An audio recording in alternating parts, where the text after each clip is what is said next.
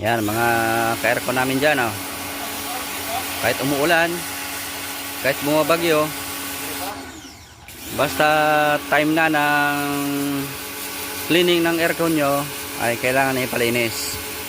Kahit maulan, kailangan every 6 months, kung araw-araw ginagamit, ay 3 months, kailangan natin linisin. Kahit may bagyo at ulan, basta oras na ng aircon nyo para i-cleaning, kailangan na natin linisin.